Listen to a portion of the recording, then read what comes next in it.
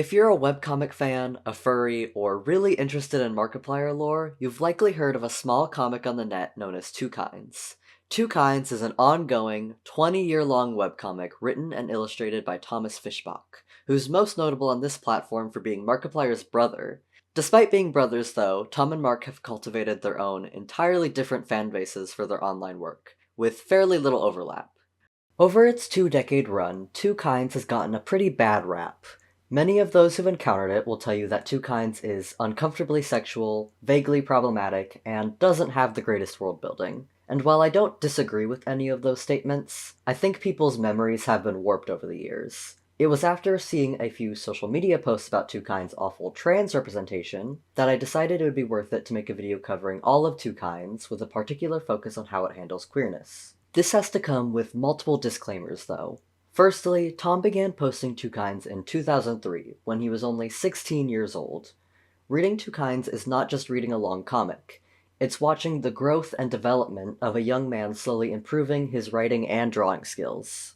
My goal in this video is not necessarily to prove to you that Twokinds is so much better than everyone thinks it is, but to demonstrate how a messy project like this can have value regardless. My other goal is to fully recap the plot of Twokinds. That way, if you come away from this wanting to continue along with the comic story, you can jump right in without a 1200-page barrier to entry. I'm sure even fans of Twokinds could use the recap, as there were multiple details I forgot or missed until rereading it for this video. If that page count doesn't scare you, though, I encourage you to give Twokinds a read. A lot of people give up on it early because of its rough patches, but I genuinely believe there's a lot to love about Twokinds, even in its laughably bad parts. But let's not dwell any longer. What is the plot of Twokinds? Editing note. So I have this whole bit near the end where I embrace the source material and introduce this avatar inspired by Tom's art style to narrate my conclusions. But turns out editing a 2-hour-long video essay with no face or icon to fill up blank space is hell. So screw it, we're using this the whole time. Do me a favor and pretend you've never seen it before in 2 hours. On October 22nd, 2003, Tom introduced us to our blue-haired, 20-something-year-old protagonist, Trace Legacy. After waking up in the forest with no memories, Trace encounters a strange tiger girl being threatened by a human. Defending the tiger, the human recognizes Trace as the Grand Templar and leaves the two alone. But who was this human actually? Ooh, cue cover page! Let's cover some basic world and character building, which is what Chapter 1 is mostly dedicated to. The world of Twokinds consists mainly of, shocker, two species, humans and Kheedryn. Kheedryn are furries of varying species of canines and felines. While they are just as sentient and intelligent as humans, their biology and instincts are considered more animalistic by human standards. Humans and Kheedryn have been in conflict for years, with an active Kheedryn slave trade. This conflict worsened when Grand Templar Trace Legacy came into power, but with his memories now taken away by a mysterious entity, he has neither power nor hatred for Kheedryn anymore. We learn a lot more about the character Flora in the first few chapters than we do Trace. Flora was born in tiger territory, but captured into slavery at a very young age.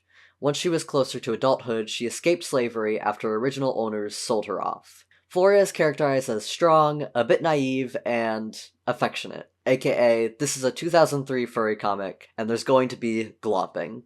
She mellows out later in the comic, but for the time being she's very energetic and, for some, a bit annoying. She is currently in an arranged political engagement with Scythe, a brash and somewhat arrogant wolf. Together, they develop a secret plot to assassinate Trace, but his lost memories were unexpected. In Chapter 2, Trace temporarily ventures into a human town alone, where he meets some old friends of his from before he lost his memories. Trace's friends are very important later on, but for now we'll skip introductions and stick to calling them Trace's friends. The more important character introduced is a guy named Keith, who is neither Kheedryn nor human. He's a Basitin, a race of nondescript anthros that live on an island and usually stay out of human and Kheedryn lands. For whatever reason, Keith has been tasked with bringing the Grand Templar to the Basitin Islands, so he agrees to travel with Trace and Flora to eventually make their way there. Keith is a bit insufferable in this first arc, but he will eventually become a very compelling and well-loved character. On the way out of town, Trace decides to buy a necklace for Flora, but uh-oh, that's not the jewelry salesman.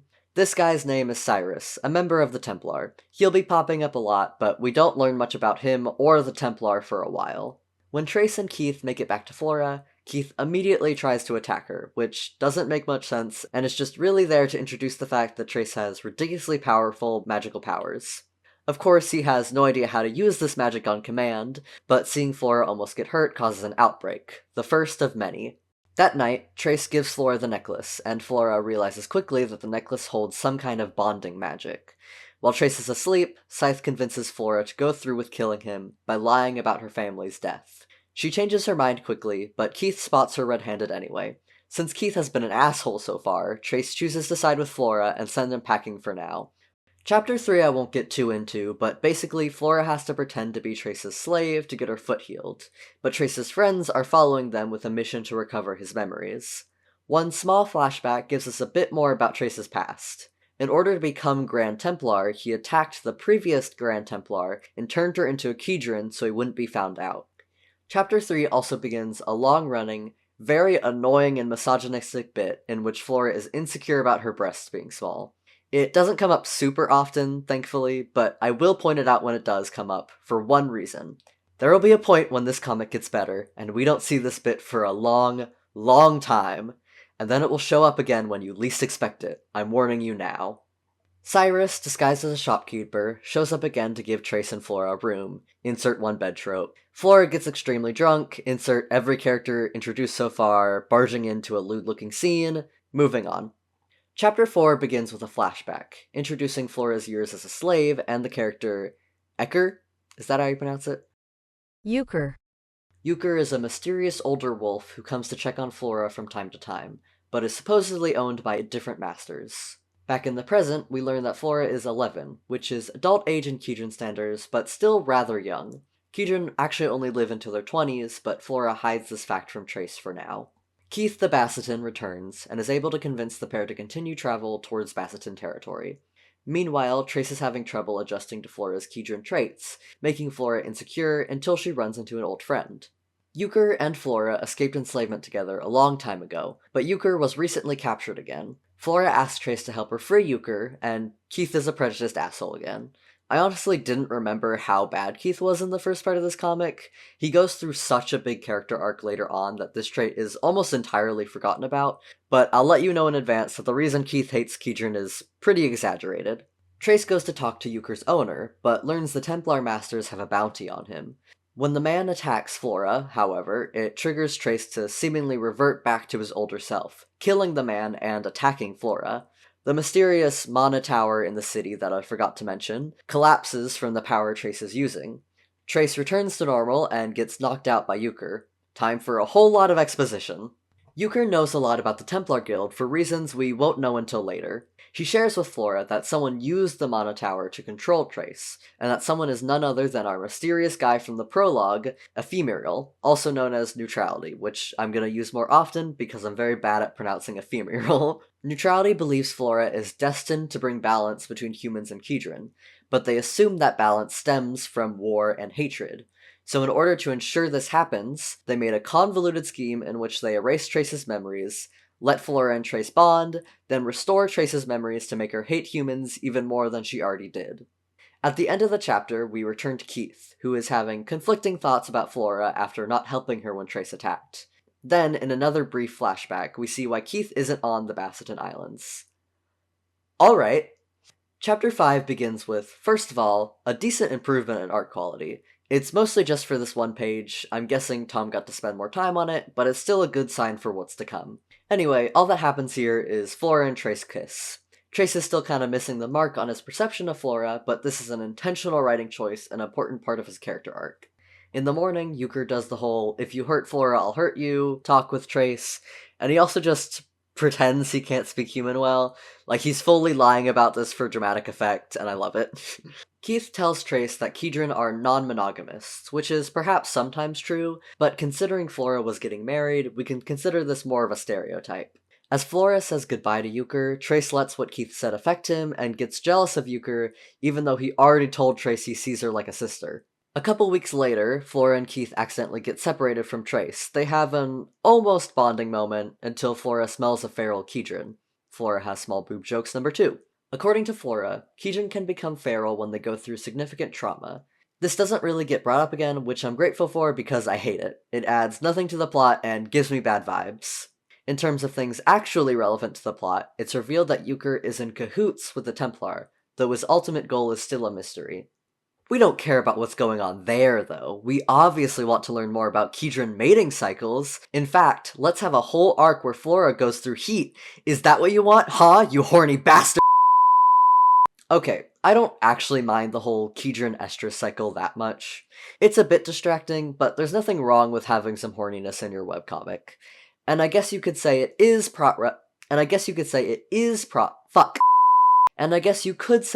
plot relevant, as it gives Flora and Trace a challenge to go through at the start of their relationship. It's not even as prevalent as a plot as I remember it being, but I'm still going to skip over some scenes involving it because it's not what I'm reading for, and it's probably not what you're watching for. Probably. Going back to Keith, Trace questions why he knows so much about Kidron, causing him to get defensive and leave to rip up a mysterious letter. Flora finds the letter, revealing it's from Keith's wife. When Flora asks him about it, there's a misunderstanding that causes Trace to believe Keith is assaulting her, which then awakens his powers again. Flora stops him before he goes full Grand Templar Trace mode, but he has some of his magical ability restored temporarily. With this, Keith tells some of his story. When he first arrived on the mainland, he was taken in by a fox clan and fell in love with a fox named Laura. However, 2 days before marrying her, she disappeared, and Keith heard she was cheating on him. So it's okay that he's been aggressively prejudiced because he got his heart broken. Aww. To be fair to him, there are also some cultural reasons he would have problems with Kidron. We'll see later that Basitin culture is in many ways the exact opposite of Kidron culture, but that clearly wasn't an issue before his engagement. Let me remind you that Keith was written to not only be resentful towards Kidron, but fully violent and prepared to kill on sight. I think Tom must have realized how shitty Keith was as a character, so he had to rush over some character development to make him tolerable for his actual character arc coming up soon. From now on, though, while still making the occasional prejudiced remark, Keith regards Flora as a good friend and acts as a strong ally for both Flora and Trace. Flora says that Kidron struggled to be monogamous until around 14 years old, but she promises to never hurt Trace, and Keith is reminded of promises once made to him. Chapter end. Chapter 6 is a long, climactic ending to the Twokinds' first arc, which I am calling the Ephemeral Arc. Chapter 6's cover is drawn in much better quality, reflecting the art style that the comic will take on in later years, but this is still 2004, so I'm guessing it was drawn later and backposted. Trace, Flora, and Keith make their way into the next city, where another ominous tower lies. Thankfully, they only have to stay there for a day, as they're planning on taking a ship to the Basitin Islands. As Flora struggles to control herself while in heat, Trace is introduced to a very important character in his past life, his wife, Saria. Trace explains to Saria that he doesn't have his memories. He has also been acting uncharacteristically cruel towards Flora since they got into town, but they're able to connect in private. The next day, Flora has officially recovered from being in heat, but after overhearing a conversation between Trace and Saria, her insecurities about being a Kidron come to a breaking point. Keith, for once, stands up for Flora and gives some decent advice. As all this has been happening, a woman has been following Flora around in attempts to help her escape Trace and get back to Kidron territory. At Flora's lowest, the woman reveals herself to be ephemeral, and it seems Flora agrees to come with her. In Chapter 6, Part 2, neutrality has taken over Flora's body. She confronts Trace, attempting to restore his memories, but he refuses. It is also revealed that neutrality was possessing Mary, the previous Grand Templar, now returned to human form. Euchre attempts to help, but he can only offer words of encouragement as there are certain rules he is bound by.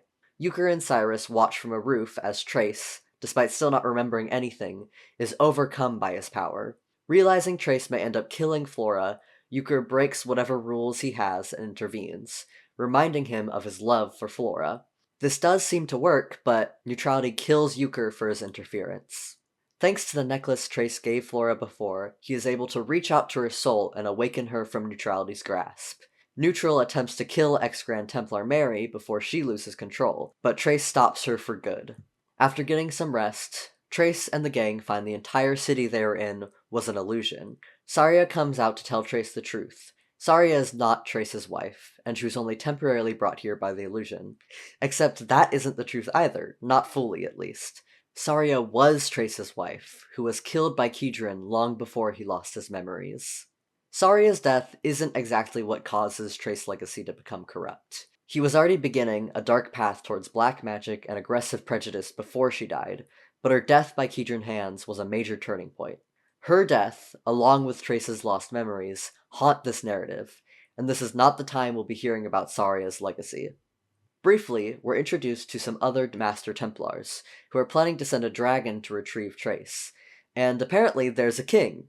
This is news to me, genuinely. I've read this comic multiple times, and I've never really processed how the human government functions.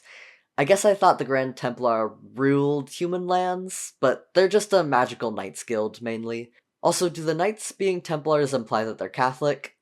Anyway, that's the end of Chapter 6. Chapters 1 through 6 of Twokinds represents less than 2 years of its 20-plus year lifespan, with 195 pages if you don't subtract covers and extras. This equates to around 15% of the series as of writing this. I think most people would agree that this is where Twokinds was at its worst, and that it gets way better from here. But honestly, keeping in mind that this was written by a 16-year-old in 2003, it isn't even that bad. Sure, it has its cringy, outdated moments, and the plot and world building can be confusing at times, but you can tell it's setting up a story with a lot of thought put into it, and just as much potential. If I had never heard of Twokinds, and tried reading it from the start today without knowing where it was going, I probably wouldn't make it past the prologue, honestly, but I do understand why I was hooked as a kid.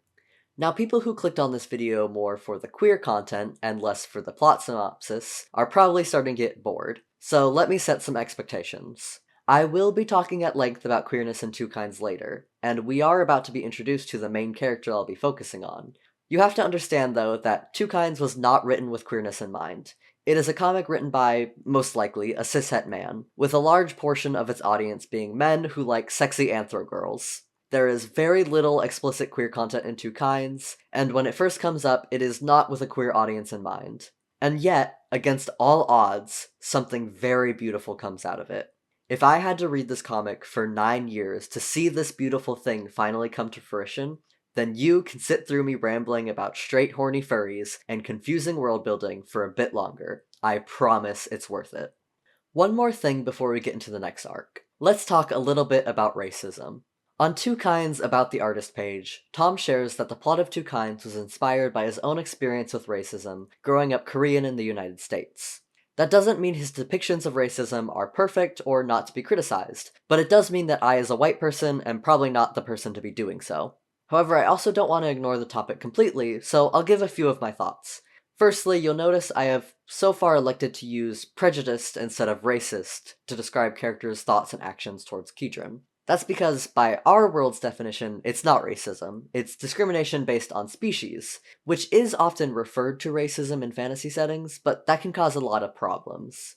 To be clear, I'm not saying using something that's technically not racism to represent racism is inherently bad. There's a reason narratives have themes and metaphors, that's expected. But what you choose to use to represent racism is important. A lot of fantasy settings get this wrong or accidentally include harmful stereotypes. I would say Twokinds has this problem, though certainly not as bad as some other fantasy. The main thing that distinguishes Kedron and human are, by human standards, more non-human, animal-like qualities. Kedron look like animals, have mating cycles like animals, have stronger senses and instincts like animals, and so on. I don't think I have to explain in detail why this could be a problem if you know anything about the real-world history of racism. I have no doubt that Tom was not trying to represent any real culture or race with his Kedron, nor do I think he believes any people of color are more animalistic than white people at all. But it's still important to acknowledge this representation can be harmful or give people the wrong idea. That being said, within the fantasy world itself, Tom's representation of racism and slavery is decent. The narrative of Twokinds explores the complexities of systemic discrimination through detailed consideration of how it affects every character's thoughts and decisions. It was exaggerated and off-kilter at first with Keith, but it significantly improves with each chapter. Flora's experience with both slavery and prejudice is a great example of this. Flora's captors were, from her perspective, nice people for some time. Flora even fell in love with their son. However, very crucially, she was abandoned by him as they grew up due to cultural prejudice, and the family sold her off. Flora is therefore written with a complex relationship with both humans and Kedron, having spent a long portion of her childhood with humans, yet still having strong roots to the Tiger Clan. When she's with humans, particularly Trace, we see her struggle with insecurity.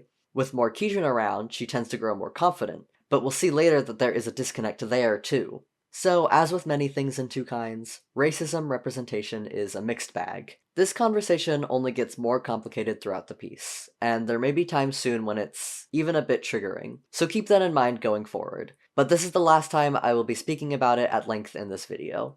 With that out of the way, we can begin the next arc of Twokinds, the Basitin Islands arc.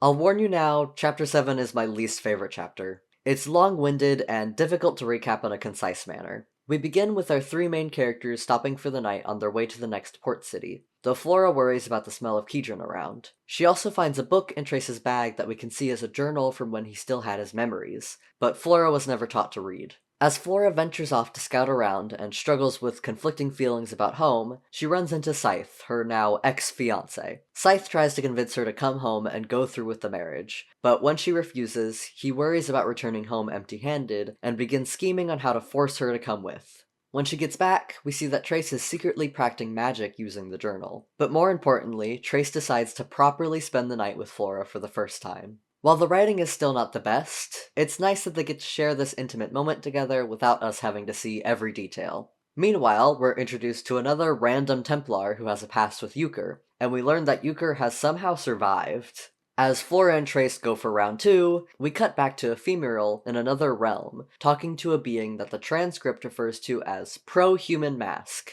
From what I can tell, each race has a mask demigod representing them, and Ephemeral is the neutral mask between races. With things looking bleak for the non-human races, Neutral decides to allow for a race that they haven't for a long time, in order to ensure the Kedron bloodline continues in some manner. Why has this race not been allowed to exist? No idea, but maybe we'll learn in another 20 years. The point is, it's real convenient for Neutral that Flora and Trace are having unprotected sex right now. In the third or fourth meanwhile in the last few pages, we see that Scythe's uncle has sent assassins to kill Trace and Flora, no longer interested in the alliance between wolves and tigers. These two assassin brothers use a Heart's Desire spell to cast an illusion of Laura, Keith's ex-fiancée. This version of Laura says that she was basically drugged to cheat on Keith, which is probably not true, before one of the assassins shoots Keith with a poisonous arrow, knocking him down. In broken English, Natani and Zen introduce themselves as the Magi brothers. Though Trace and Flora seem to be losing, Keith stands up, as Basitins are immune to poisons and, in general, ridiculously strong fighters. Zen was actually only planning to pretend to kill Flora, but Keith still stabs him in the back. We get a journal entry introducing us to how magic works in Twokinds. While Kedron like Natani must use mana crystals to cast magic, human Templar can draw magic from the ground. However, draw too much and you start taking life energy. I absolutely love the line included about Saria here. Her name in blood is a bit corny, but it's a great way to connect the link between black magic and Saria's death. With this black magic, Trace summons a man-made dragon and promptly passes out. Thankfully, that dragon that the Templar sent at the end of Chapter 6 is coming to save the day. Flora saves Natani's life, and in return, Natani breaks the mental link between Trace and the false dragon. Keith falls on top of Natani, and, shenanigans ensue. Look guys, it's a gay mention! These characters are gay, I swear! In all seriousness, I will give a little spoiler and say Natani is in fact the queer character that a large portion of this video will be dedicated to. But I think you can tell by how this scene is shown that we are not quite ready for that in the narrative. Anyway, remember Euchre and that old guy? Turns out that guy is Flora and Euchre's old owner. Together, they discuss how the completion of the final tower will cause the genocide of Kedron kind, as a mysterious black cat watches them from the window. With the false dragon taken care of, the real dragon lands to introduce herself as Lady Nora, who is actually an old friend of Trace. She transports Trace and Flora somewhere safe, and we get another goddamn meanwhile scene in which we are introduced to another important Templar who owns a strange Basitin slave. Chapter 7 over. I promise you, the writing only improves from this point on. Tom does have a tendency to do a lot of cutaways, but this is the worst it gets. So here are the main points reiterated one more time. Ephemeral is planning to bring back a forgotten race through Trace and Flora. Euchre is alive. Trace is learning magic and being stupid about it. there's a dragon named Lady Nora, and Natani's here too now. What happened to his brother Zen? Don't worry about it, just throw him in the talk about later group. In Chapter 8, Lady Nora assures Trace that everyone is okay, just put to sleep, and the two catch up for a bit. Once Nora understands the nature of Trace and Flora's relationship, she tells him about a place called Linnol, in which races of all kinds supposedly coexist. Nora leaves, there's another gay joke, moving on. Natani explains that he and Zen have a psychic link, allowing them to communicate at any distance, and now that they've officially failed their mission, the Wolf King is probably going to banish them. Flora invites Natani to join them, and while he first refuses, he changes his mind after some humans try to attack him. And after 7 whole chapters, we now have our 4 main characters established. The humans recognize Trace and Flora from wanted posters. Flora has small boob jokes number 3, but they're able to escape and finally make it to the port city. Perfect timing too, as tonight is the annual Festival of the Beasts, in which this town celebrates feasting with the Kidron 300 years ago. We're also finally properly introduced to Cyrus as a member of the Templar. I know I said earlier that I didn't think Kidron had any cultural ties to real-world marginalized groups,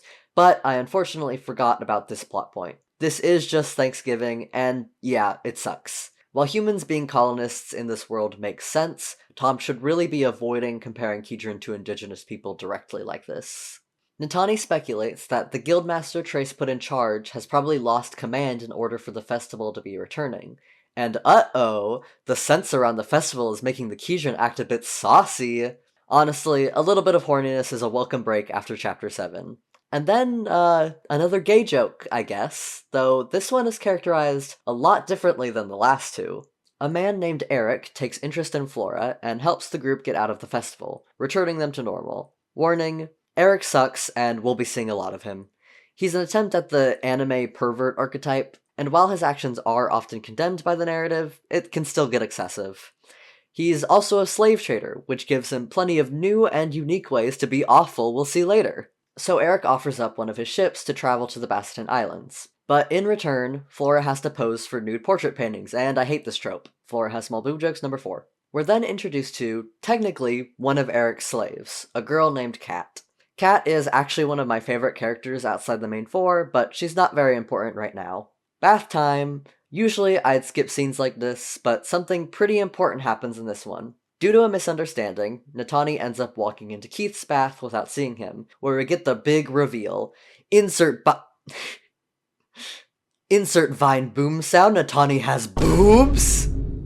In all seriousness, reading this scene again years since the first time almost made me emotional. I don't think I ever noticed Natani had tears in his eyes here.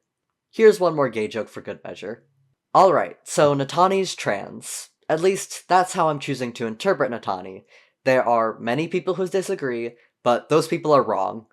It's time to once again set up some expectations. From here on out, I have to give a content warning for transphobia. I don't want to sugarcoat it. It takes a while for Natani's gender identity to be treated well, or to even be recognized at all. However, even within the more problematic years, there is a lot of interesting scraps to explore. Things that, when I read this as a kid, made me feel like there was some good representation here. That's basically the end of Chapter 8, though. There's more gay stuff, more straight stuff, moving on. Chapter 9 finally has the party leaving towards the Basitin Islands, but first we're introduced to Eric's brother Roderick, a Templar Knight being tasked to search for our 4 protagonists. Roderick is Kat's original owner and a dick. Eric lies to Roderick for now, and we learn that slave traders legally have to put control spells on their slaves, but Roderick lets it slide for now that Kat isn't under a control spell. Eric considers turning Trace in, but Kat is able to convince him otherwise, and everyone gets ready to set sail. Meanwhile, Keith is transphobic. Cool, moving on. We get the first scene implying that Natani identifies as a man because of his brother, but we're not ready to unpack that idea yet. Heading towards the ship, Keith buys Natani some mana crystals, and it's made clear that Natani is developing a crush on the Basitin. Remember that random mention of a black cat watching Euchre? Well, that cat is watching our party as well, and we now know it's actually the daughter of a Master Templar using a cat. Lady Nora, transformed as a cat herself, intervenes in her own way. Similar to Cyrus, this Templar and his daughter will appear a lot, but will only get passing mention. A week out at sea, Flora starts posing for Eric's paintings. Only thing important here is, despite literally sleeping together, Kat does not give Eric any sexual favors, since they actually grew up together. It would be a sweet detail if it weren't for the fact that Eric does have sex with his other slaves and treats Kat as an exception. And in this universe, we call that sexual assault. Back to Keith and Natani. They've been training together on the ship and are performing their first sparring match. They're pretty evenly matched with two very different styles of fighting, but Keith makes a mistake and tears Natani's bandages, revealing the two of Eric's slaves his breasts. Keith, keeping his promise to help Natani stay stealth, convinces the two that he used black magic to change Natani's sex, even though Basitins can't actually use magic.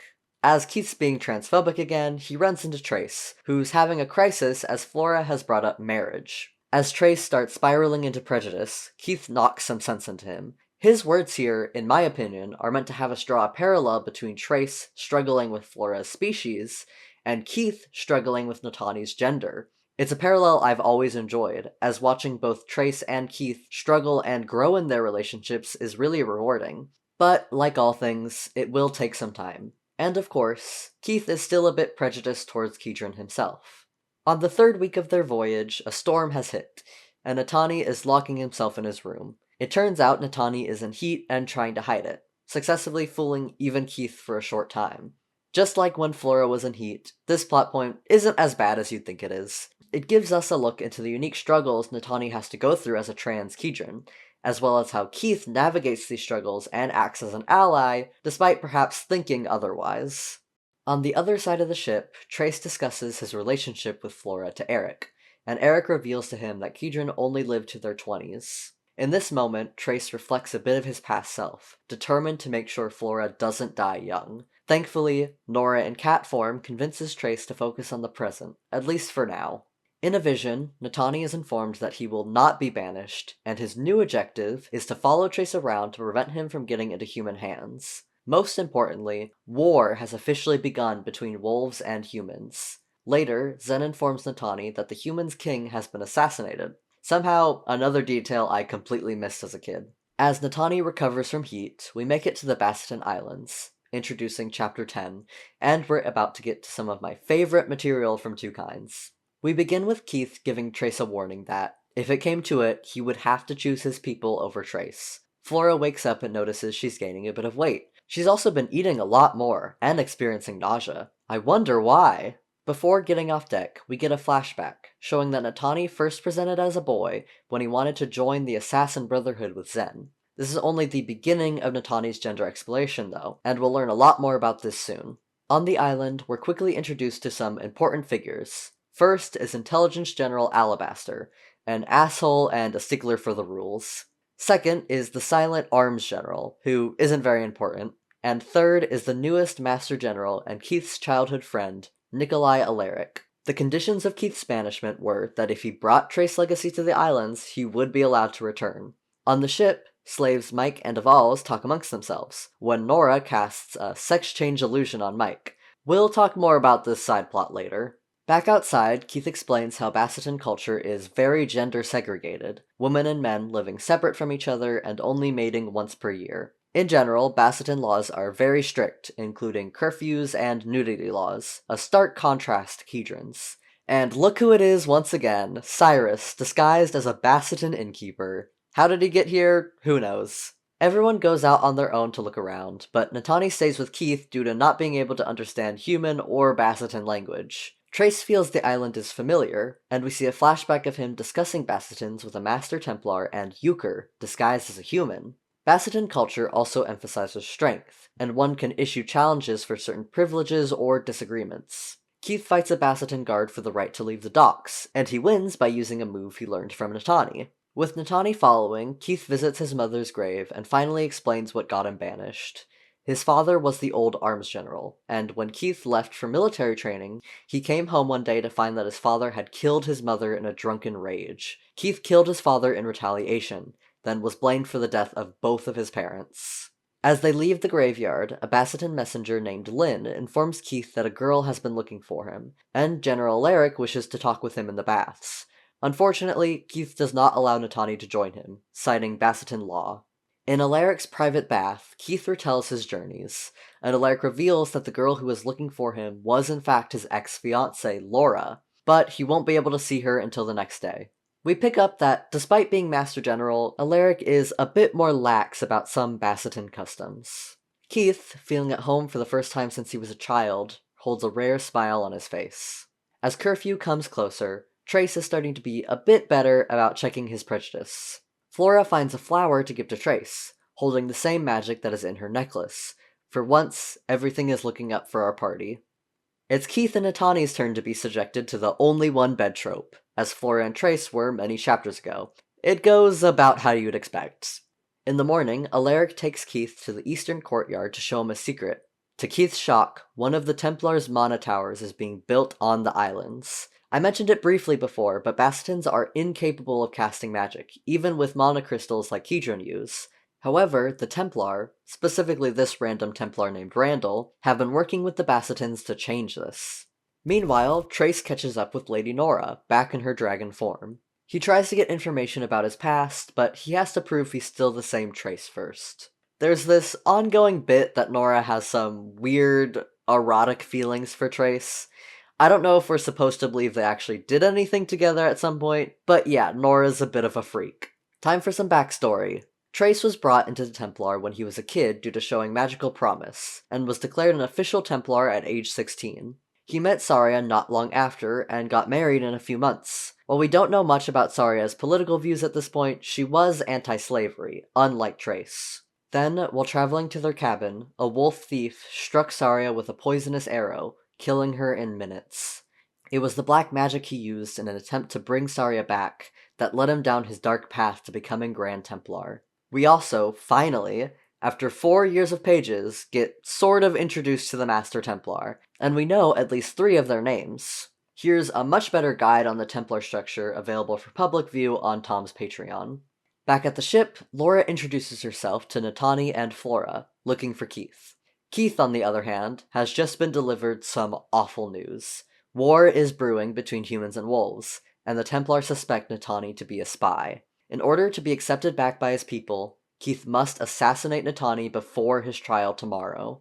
Of course, Laura pops in at just the wrong time, as Keith is being forced to pose nude for a statue Alaric is making. Once decent, they're finally able to catch up after 5 years apart. Laura explains why she ran all those years ago, and how she went to the Basitin Islands to wait for Keith and apologize, even if he never returned. She doesn't mention the cheating scandal at all, but I'm assuming she probably didn't cheat on Keith.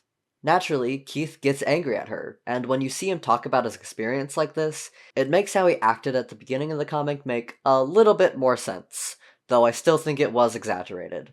However, when Laura breaks down crying, he does express forgiveness. When Laura and Keith head back to the inn, Laura recognizes Trace from a brutal slaughter she witnessed and faints. Once she recovers, Keith goes to talk to Natani, the person he's supposed to kill at the end of the day. Also at the inn, Kat offers to give Trace a massage, which he declines due to Flora's jealousy. Flora does feel bad about it after though, so Kat instead offers to teach Flora how to massage so she can do it for Trace later. During the massage, Kat notices that Flora might be pregnant, even though she's still drawn with barely a hint of a stomach, but whatever. She opts not to voice her suspicion though, instead basically fat-shaming her. This leads Flora to chase her into the public inn, where the tavern keeper attempts to have Flora detained for her nudity. Thankfully, Trace has a temporary memory relapse, allowing him to speak the Basitin language and cite their laws to protect Flora. Trace then informs Flora about the plans for departure towards Lindnall, and that Eric wants her to model for him more. Flora, as she should, gets angry that Trace agreed to this without her input. This has not been the only time that Trace has treated Flora as property, so this is a much-needed argument and one of my favorite moments for Flora in this comic. Trace quickly feels guilty, but before he can do anything about it, he's knocked out by Basitin soldiers to be brought to the Master General. And that's the end of Chapter 10. Shit's about to get real, and while a lot happens in Chapters 11 and 12, it's done a lot better than Chapter 7's plot dump. In Keith and Natani's shared room, they sit in awkward silence after undressing due to being soaked by the rain. They eventually break the silence with Natani and Zen's Soul Link backstory. During one of their first assassin missions, Natani was attacked by a powerful magic user that left part of his soul missing. To save his life, Zen fused his soul with him. Natani says that this is why his gender is male, as his connection to womanhood was likely a piece of his soul that he lost. I know that brings up a lot of questions about what that means for Natani as trans representation, if he is trans at all, but we need to shelve that conversation for just a little longer. Natani shares that he's never told anyone else the story before, and he shows Keith his thanks for being trustworthy. And this panel says all we need to know about how Keith's feeling right now. The last thing he wants to do is kill Natani, but that means losing his home once again after fighting so hard to gain it back. Keith also has to lie to Flora, saying he doesn't know where Trace is. While out of the room, Keith overhears a conversation about the generals acting more erratically ever since the Mana Tower was built. Intelligence General Alabaster catches him, and informs him that his trial has been moved to tonight, leaving him just 1 hour to kill Natani. When he returns to his room, Natani once again expresses how grateful he is to have Keith as a friend, which causes Keith to snap and attempt to choke him. This starts a fight between them, until Keith has Natani pinned with a knife. Keith can't get himself to do it though, so he instead turns the knife towards himself, but Natani stops him from doing anything rash. He mentions that Basitins are biologically predispositioned to follow orders, which is a detail I hate, so I choose to believe that's political propaganda. Then again, I have pathological demand avoidance, so I guess a hereditary pathological demand acceptance isn't that crazy of an idea. As Keith has officially failed his mission, Alabaster demands his soldiers burn the tavern down. Laura tries to get them out, but Natani magically locks the door before she can get in, allowing him to get dressed and, before he can chicken out, kiss Keith. Meanwhile, Trace has been chained up and drained of his magic, thanks to the help of Master Architect Randall. With everyone out of the tavern, Keith explains to them the situation with guilt, and Eric makes a connection. Remember that Basitin slave we briefly saw in Chapter 7? Turns out she was the first Basitin to be given magic, which heavily damaged her mind. So when Grand Templar Trace said he knew of a way to deal with the Basitins, he meant he was going to trick them into becoming defenseless just in case they would have allied with Kedron in the war. Eric devises a plan to destroy the tower and save Trace, with no room for failure. However, the party will have to split up to successfully get inside the castle walls. On one bridge, Keith faces General Alaric, alone. On another, Eric and Laura face General Alabaster. And on the third, Natani and Flora face the Arms General. Keith explains to Alaric why he needs to stop the Templar, and while Alaric totally believes Keith, he still refuses to disobey, beginning combat. Natani and Flora get their asses beat by the Arms General, who throws them in a jail cell. Unfortunately for him, Cyrus is still around in the shadows, and he brutally murders the general off-screen.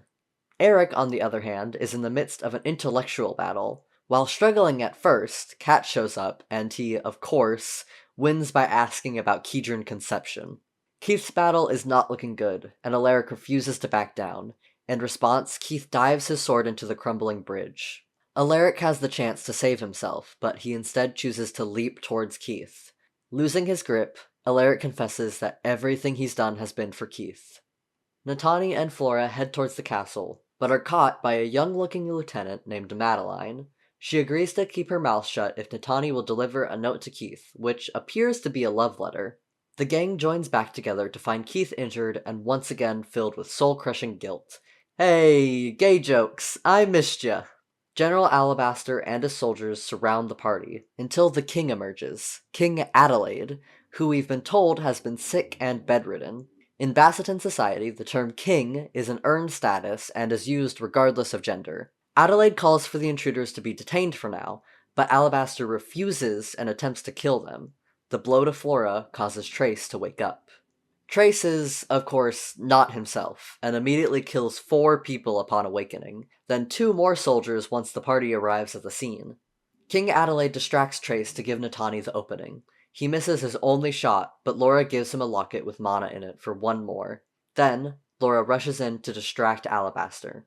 Before Alabaster can kill her, Trace begins to regain some of his consciousness and protects her. Natani is able to shoot the crystal in the tower, and in the one time Laura refuses to run, both Alabaster and Laura are caught in the blast. Chapter end. Well, actually, we get a few more pages before Chapter 12, a flashback sequence. Young Alaric watches Keith get sent off the island, and while trying to defend him, General Alabaster strikes his eye. This is what ends up inspiring him to become Master General. When Alaric said he did everything for Keith, he meant it, and he has one last trick up his sleeve. This was absolutely my favorite chapter as a kid, And while I do recognize it's perhaps a bit corny at times, I think the story still holds up well. Plus, we're over 500 pages in. Tom has earned some drama. It is a significant improvement from the first arc, both in art and writing, and we get a whole chapter exploring the resolution and what's to come. Chapter 12 starts with Trace's friends, and we have to skip this part for now.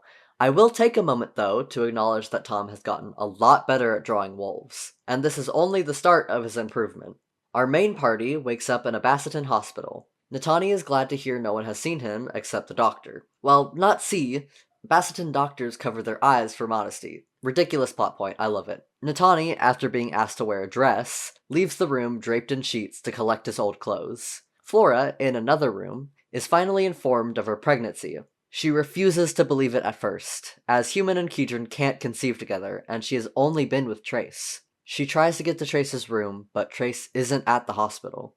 Lady Nora has taken Trace to make sure the Basitins couldn't prosecute him. With her magic drained, though, she was unable to take anyone else. Natani is able to find Keith, who confirms that Laura is dead. Messenger Lin is also here, delivering the first part of Alaric's plan spoken of before he died, a declaration of Basitin citizenship for Keith. It is now time for Keith's trial, and he declares Natani a confidant so he can join. At the court, we see Lieutenant Madeline as one of the judges for the trial, as well as General Alabaster's son. We learn in the trial that Keith's mother was a Western Basitin. The implication here is that Western Basitins do not have the same law-abiding instincts that Eastern Basitins do. It also turns out Keith's father was never the one who killed her. It was General Alabaster, after learning Keith's father was planning on leaving the island with her. This is a pretty horrifying fact for Keith to learn, but it gives him significant leverage in the trial. Meanwhile, Flora, Kat, Mike, and Avals are taken to their ship and told they have been relinquished of any wrongdoing and are free to go, but must leave the island in an hour. Mike and Avals are eager to leave, as their control spells are not active. Flora is sympathetic to this, so they make a deal that Trace will buy their freedom if they help stall. After a recess, Keith is informed that he will be banished once again, and his companions will be killed for destroying government property. Keith is prepared to fight and tries to convince the court that the laws are wrong. Thankfully, Messenger Lin and King Adelaide show up just in time to deliver one more important document. Apparently, not only did Alaric declare Keith a legal citizen, but also promoted him. It was made official when Keith defeated Alaric in battle, and the letter Madeline wrote that appeared to be a love letter was actually a witness letter. Keith was given the new role of General Ambassador, which means he reserves the right to decide what happens to his companions. I absolutely love how ridiculous this plotline is. Alaric, #1 gay icon, rest in peace, homie. Back to the Dragon's Cave, Trace stays with Nora for a while longer, and we find that Nora did manage to grab one more person. Laura, not dead, but dying. Nora warns Trace not to try to save her with magic. Though she's supposed to be asleep, Laura awakens and informs Trace this is not the first time he's tried to save her, as the first time they met, he, rather brutally, freed her from a group of wolves. Keith is informed of Trace's return with a fox Kedron in arms, and he rushes to see them, just in time to say goodbye to Laura. This is the end of Chapter 12, as well as the end to the Basitin Islands arc. Before we go on to the next arc, we have a couple of big things to talk about. First, let's finally take a moment to explore Natani's character so far, beginning with a brief conversation between him and King Adelaide. While Keith is saying goodbye to Laura, King Adelaide reveals she knows Natani's secret and agrees to have a conversation with him. Natani tells the king his story. In response, Adelaide compels Natani to consider embracing strength and femininity. There are multiple ways to interpret Adelaide's words here, but with everything we've been fed about Natani so far, I feel this was originally supposed to imply that Natani is not a trans man. If I didn't know what happens throughout the rest of Twokinds and had only read up to here, I would theorize that Natani's arc ends with his soul bond between his brother breaking, and him finding his womanhood again with some level of gender nonconformity. And I will tell you right now, this is absolutely not what happens. And I'm glad it isn't, because, while likely unintentional, this is how many TERFs view trans masks. TERFs often believe gender dysphoria, like the kind we've seen Natani experience, comes entirely from internalized misogyny and the difficulties of being female in our society. But while Tom does give room for Natani to explore femininity in the future, he doesn't write Natani as detransitioning or identifying as a woman at all. So what changes? My personal theory has always been that before 2012, Tom did write Natani's arc to end as I described, until he learned more about the trans community and did some revisions. Though it is just as possible that Tom always intended for Natani to stay a man, and some of what we've seen so far is actually a red herring. I don't really have strong evidence for either theory, I just know we'll start to see things shifting a bit in Chapter 14. Regardless of intentionality, the trans representation at this point is still very interesting to analyze. I've already touched a bit on the unique issues Natani experiences as a trans Keydrain, so let's shift our attention a bit away from Natani and discuss Mike.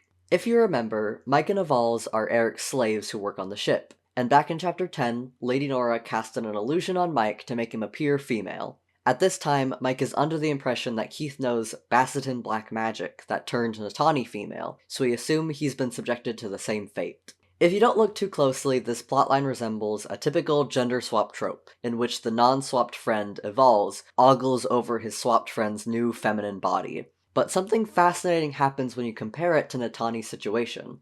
For starters, Avals is, in some ways, a better ally than Keith. Yes, he's certainly a bit of a creep about Mike's body. To be fair though, so is Keith about Natani, he just keeps it to himself. But Avals also still thinks about Mike and recognizes him as a man, and he agrees to help him in any way he can. Then, just like Natani, Mike ends up kissing Avals. It's under different circumstances, Mike is dreaming about kissing a vixen, and Avals just happens to be in the wrong place. Even after the body illusion wears off though, it's implied Mike holds some importance to this kiss. If you're a cis person reading Twokinds, you probably wouldn't relate to Natani much, but you might be able to relate to Mike. We even see him getting a bit aroused at his own reflection, so maybe Tom just wanted to write a silly gender swap side plot. But in doing so, he allows people to understand Natani more. Mike's situation says, imagine if your body was something attractive, something sought after, but it wasn't you. Imagine what roles people would try to put you in against your will, despite having the same strength and character traits as a man. Imagine you were a man who appeared to be a woman. I know not every trans person, including myself, resonates with the trapped in the wrong body message, but gender dysphoria can make you feel that way, and it's pretty amazing to see it represented in such a unique way as early as 2007. Did Tom expect all of this to be interpreted from a trans lens? Maybe not, but that's what makes literary analysis a creative endeavor. While we're here, we might as well touch on some other things I've skipped so far. We're a little under halfway through the comic, and we still haven't gone over Trace's friends from all the way back in Chapter 2. I thought covering them while introducing everything else would just make their characters get lost anyway, and at this point in the comic, they officially become what the archive summaries call Team B. So let's go over what we missed so far. In Chapter 2, you'll recall Trace enters a tavern run by some of his old friends. Marin and her younger sister Karen run the tavern, and Marin was actually Trace's girlfriend before he lost his memories. Now, hold on a minute. Girlfriend? It has been 2 years since Saria died, but would Trace Legacy really have gotten with someone else? I always thought that was a weird detail as a kid, but keep that in mind for later. And if you're wondering why Karen has ears, it's because Trace cursed her as a prank, but she liked them. Also at the tavern is Trace's Templar friend. It's a running joke in the comic that we never learned this guy's name, but we'll call him Red. Being Templar, he's the most blatant Keydrain hater and the one most invested in following Trace on his journey in order to recover his memories. On the way, they run into a girl named Rain, who is the daughter of ex-Grand Templar Mary. Why she was lost in the forest is a mystery, though she claims she was being sold as a slave to Keydrain. Oh my god, she has a crotch, the Templar are Catholic! After the fiasco with Ephemeral in Chapter 6, all Templar are being called back, and Red gives up on trying to recover Trace's memories. We don't see these four again until Chapter 12, when wolves begin attacking the village where Marin and Karen's tavern lies. Luckily, the wolf that ends up attacking the tavern is Scythe, Flora's ex-fiancé and official 5th member of Team B. Since Scythe had a positive interaction with them back in Chapter 3, he attempts to spare them. This gets him in trouble with the wolves, but Rain teleports the group away by accident. This is also where we find Zen, Natani's brother, as he's been tasked to bring in Scythe and kill the humans he's traveling with. That catches us up on Team B's adventures and sets us up for the next chapter. From this point onward, there aren't really any natural arc endings like with Ephemeral and the Basitin Islands, so I'll be bunching up the next 5 chapters as the At-Sea arc. In Chapter 13, we start with the aftermath of Team B running from the wolves. They have a run-in with the Templar army and try to get help, but to the shock of everyone, one of the Templar is a wolf that recognizes Scythe, and Team B are accused of being traitors. Now with nowhere else to go, Rain suggests that they head to Lindnall, where she and her mother lived for a while and where Team A also happened to be headed. Speaking of Team A, Flora and Trace are reunited at last, and Trace lies about his magic blackened hand for now. With everyone back together, Keith is granted permission to leave the island, though Alabaster's son accuses him of running away from his problems. That may be true, but there is one more reason Keith is choosing to leave. A few chapters ago, Natani mentioned that dead Kedron are cremated and have their ashes spread in the forest, whereas Basitins are buried. Keith had the Basitins cremate Laura, and it is now his goal to return her remains home. This is one of my favorite details in the entirety of Twokinds. It shows that Tom has spent a lot of time on his world building and planned ahead for this moment, and it's a great bookend for the Basitin Islands arc. We begin with a grave, and we end with an urn. In Chapter 14, Flora attempts to hold her end of the bargain and buy Mike and Eval's freedom, but Eric refuses. Evals is reasonably pissed and starts planning mutiny, though Mike has more complicated feelings due to being born into slavery. Evals attempts to rope Natani into his plan, but he's more interested in getting his robes fixed and asks Kat for help. Kat encourages Natani to learn how to read, and Natani asks if she ever wants to be free. Meanwhile, Trace tells Flora that he's done trying to learn about his past, and he agrees to help free Mike and Evals, though there are things he's still keeping from Flora. Of course, Flora is keeping her own secret as well. Trace uses what he's learned about his finances in his journal to bargain for Mike and Evals, but right as Eric is realizing the control spells on his slaves have been inactive, a fire is discovered on the ship. With some of Trace's magical advice, Natani is able to douse the flames. Eric, of course, immediately blames Mike and Evals for the fire. As the others go to find Evals, Natani finds his robes have caught fire, which leads to a secret being revealed to Kat and Mike. Thankfully, Kat is well read, and schools Mike on trans people. This is where my theory came about that Tom started learning more about the trans community in 2012. Regardless of if that theory is true, it's still a nice moment to see. But Mike is still under the impression Natani is under a black magic illusion spell, since the same thing seemed to happen to him, so Natani continues to go along with that explanation to stay stealth. Back on the deck, a genuinely horrifying scene plays out in which Eric replaces the control spell on Evals. Before he can put one onto Mike, Kat comes to defend them and finally calls Eric out on his hypocrisy, as well as confessing she wants something more from their relationship. In the chaos, the true culprit of the fire is revealed to be Lieutenant Madeline, who is stuck on the ship as a stowaway. With a new perspective, Eric agrees to sell Mike and Evals to Trace, as Trace made it illegal for traders to free bought slaves themselves. Since Kat was born into his family, though, he is able to free her on his own, but her words from earlier are misinterpreted. It makes sense that Eric would think of Kat like a sister, sure, but it also makes perfect sense that Kat would think otherwise, since she often sleeps in the same bed as Eric, and Eric admitted they used to fool around as kids. Anyway, Kat deserves better, I hope she leaves his ass. In Chapter 15, Kat takes Natani's measurements to make him new clothes, though Natani has to have his attitude checked, and the robes will take a while to be made. Returning to his room for the night, Natani catches back up with his brother and agrees to help him with the mission to capture Scythe. Team B have made camp in the woods tonight, where Zen plans to strike. At their camp, Red attempts to ask Rain out, though she's a bit preoccupied. Rain's cuffs serve as a magical suppressant, and when broken or open, she loses control and turns into a Kedron. At the same time, Zen, after casting a sleep spell on Marin and Karen, disguises himself as Marin to make Red think Scythe attacked her. Oh boy, that is a lot of names. However, Rain sees through the illusion and attacks, though Red doesn't recognize her at first and slashes her. Once everyone is settled, they figure out Zen and Natani's trick, and the brothers retreat for now.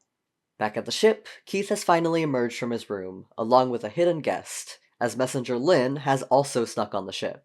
Trace is attempting to make breakfast and bread for Flora, though his attempts go just as bad as his attempts to talk to Keith.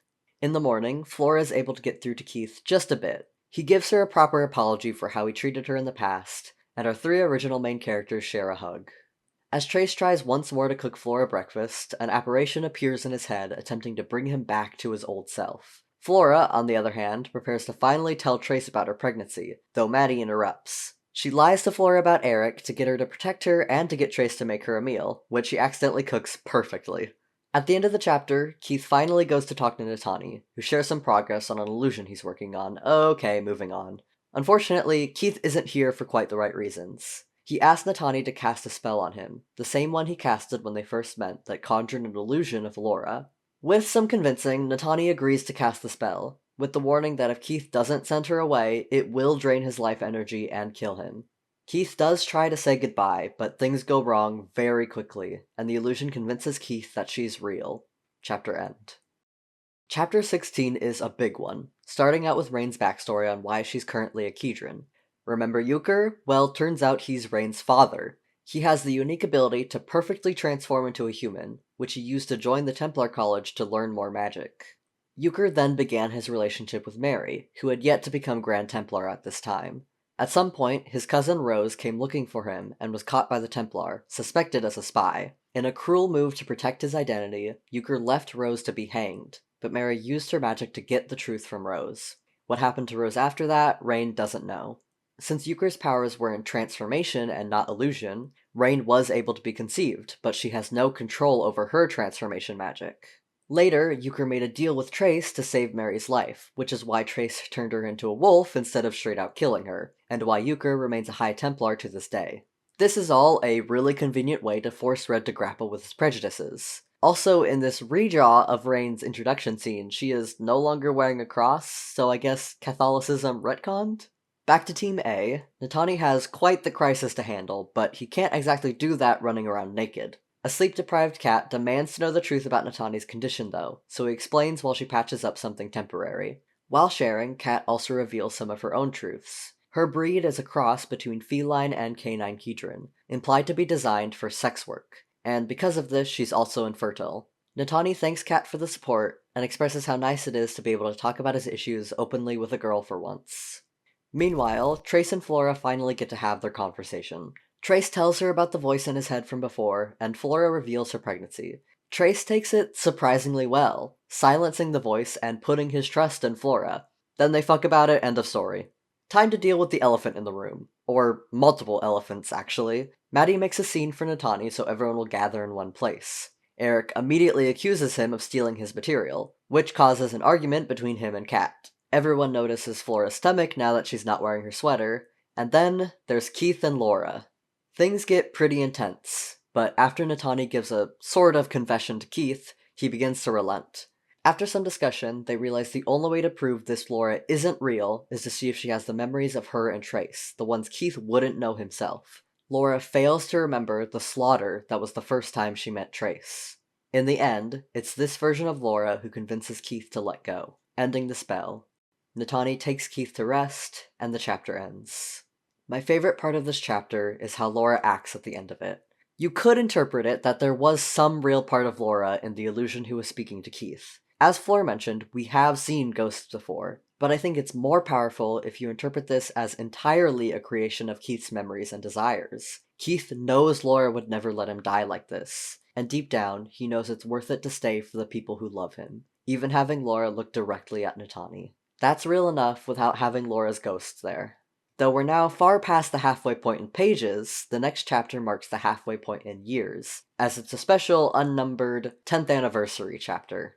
Trace and Flora are out one night reminiscing about their first night together, where we get some brief flashback exposition on Kedron in case you're still confused this far in. Keith comes to join the two, carrying his old helmet to throw overboard. The helmet was his father's, something he was forced to wear in his banishment. Still, Natani comes to stop him, knowing he'll regret getting rid of it.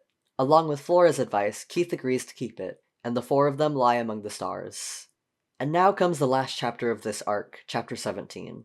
Things are not going well for Team B, as they can't figure out how to wake Marin and Karen from whatever slumber Zen put them in. As Rain and Red bond, Scythe encounters a surprisingly friendly squirrel who becomes the official 6th member of Team B. After another fight, Scythe decides he's had enough and attempts to go his own way. He is quickly caught by Zen, however, it turns out the fight was an impressive ruse to force Zen out of hiding. Natani would usually notice a blow like that, but he's too busy sleeping, for some reason in Keith's bed. Shenanigans ensue, Flora thinks they're fucking, it's fun. Natani helps Keith take a bath, which is obviously the best time to have a conversation about their relationship. Natani admits that the reason he struggles admitting his feelings for Keith is because he's not sure if he'd feel this way if he was a cis man. Natani asks if Keith would even be asking about this if he never learned Natani's secret, and I find it very interesting that Keith never actually answers Natani's question. After some awkward discussion, Keith says he would never kiss Natani unless he asked, so Natani does. And Keith actually does kiss him. but it's a little underwhelming. And here comes one of my favorite moments in the entire comic. Keith explains that while he did want to kiss Natani, he struggled to because deep down he does see Natani as one of the guys. And Natani, immediately upon processing what Keith said, gives him a proper kiss. And can you blame him? Imagine going through everything Natani has been through, and finally, after months, someone, not just someone, your crush, just told you he sees you as a guy, and this same crush continues to go on a stupid tangent about how hard it is to kiss a man, all while you're experiencing the biggest rush of gender euphoria you've ever had. This is the best day of Natani's goddamn life, and I am living for it. But after the kiss, the two of them agree to keep their relationship unlabeled for now. I am nowhere near done talking about these two, but we have to return to Team B for a bit. In Rain's own euphoria of capturing Zen, she begins to turn back to a human, but she only makes it halfway. Also, Scythe has named the squirrel Mrs. Nibley. Hey, remember Maddie being a stowaway? Eric certainly does. Though Flora still aims to protect her, Eric is worried the Basitins will come after him for basically kidnapping her. Keith comes to handle the situation, and we learn that Maddie is actually the daughter of King Adelaide, and Messenger Lin is also here, though he actually got permission. Back to Team B, Rain returns to full wolf form and has a talk with Scythe. We learn a bit about how he wanted to be a diplomat between humans and wolves before the war. Zen overhears them talking about Trace and Flora and decides to wake up. Zen tries to explain his story, but Scythe doesn't believe any of it, so he calls upon Natani to get some help. By delivering a message from Flora, he's able to win them over. Zen signs off from Natani's side, though not without sending a message to Keith first. Zen makes the antidote for Marin and Karen, but unfortunately, it's only a temporary fix. Or at least, that's what he's telling them. However, Zen's plan backfires a bit. Rain has finished fixing her cuff, but she lets herself stay in wolf form so they can suppress Zen's magical abilities. And when your magical soul link to your brother is what saved his life, maybe a magical suppressant isn't quite the best option for you. End chapter. As I said, not exactly as much of an arc end, but it is the last chapter on the ship, and gives us a great cliffhanger for our third intermission bit. For the purpose of this video, I decided to pay for Tom's Patreon for a month just to see if there was anything of relevance there. Then I learned that was completely unnecessary because he posts everything public to his DeviantArt. Whoops. It's probably about what you'd expect. Most of the content is from sketch requests, and since a large portion of Tom's fanbase are cishet men, there's a lot of boobs. It's very telling that Kat has more posts than even the 4 main characters. But there's a lot of cool lore stuff as well. We have a ref sheet of Flora's sister, a character only mentioned briefly on page 64. There's also ref sheets of Cyrus, Saria, Nora, which gives more details about the masks, and many more. Natani's ref sheet gives us some fun details about how he passes in Keegan society, including him having to change his body language and a magical pocket dimension for his breasts. Tom's Patreon also gives a look into how the Twokinds fanbase views Natani. The comments, unsurprisingly, feature a lot of people arguing about whether or not Natani is trans. It's hard to say where the majority of Tom's fanbase stands, as it's definitely a mix, but just know there is a queer community in the Twokinds fandom. And if you're wondering where Tom stands at this point, I think this Patreon post says enough. I'll talk more about this drawing later. One other thing available on Tom's Patreon is The Dragon Masquerade, a side story about Natani and Zen. I was originally going to only offhandedly mention this comic, as I didn't know it was publicly available anywhere, but my god am I glad I found it because there is so much gold in this thing. So let's do a quick synopsis of The Dragon Masquerade.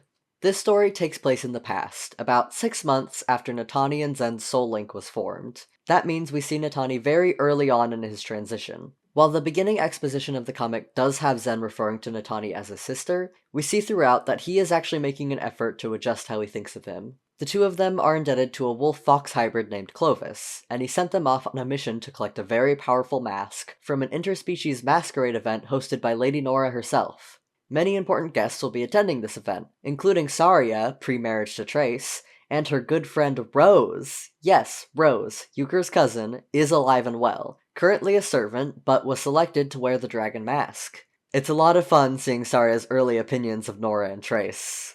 Clovis has Natani disguise himself as Rose to get the mask. Unfortunately for her brothers, they were unaware they were stealing from a literal dragon, and quickly get caught. Nora traps Zen inside a mask, and in order for Natani to get him back, he must wear the dragon mask in his true form and collect Zen himself. Clovis is, well, he sure is a character. Natani does what Nora tells him and retrieves the mask from a confused Saria. Clovis attempts to intervene by entering Natani's mind, but Natani is able to fight off his will. Nora, upon finding Clovis, punishes him by permanently changing his sex. Very cool, Nora, thank you.